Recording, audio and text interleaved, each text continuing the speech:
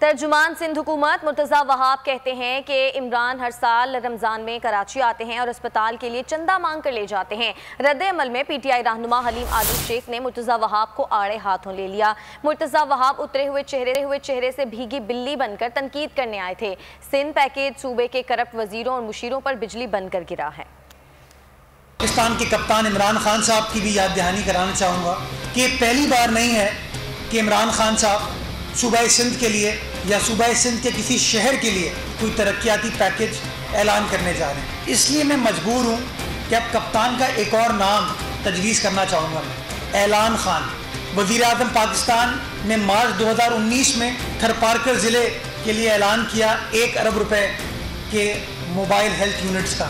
تھر کی عوام آج بھی منتظر ہے کہ وہ 1 ارب روپے کہاں گئے۔ ابھی میں دیکھ رہا ہوں کہ مرتضی وہاب صاحب کا اترا ہوا چہرہ اور بھیگی بلی کی طرح جیسے وہ آ کر فوراً پرائم منسٹر ابھی سندھ کے لوگوں کی خوشحالی اور ترقی کے لیے اعلان کر کے گئے، اور یہ سندھ دشمن جو کہ 13 سال سے سندھ پر حکومت کر رہے ہیں ان کی نیندیں اڑ گئیں۔ بجائے اس کے کہ مرتضی وہاب صاحب اس کے جواب میں بتاتے کہ سندھ میں جو 7,880 ارب روپے ان کے پاس 13 سال میں آئے اس کا انہوں نے کیا خرچ کیا، وہ جواب دینے کی بجائے انہوں نے اعتراضات لگانے شروع کر دیے۔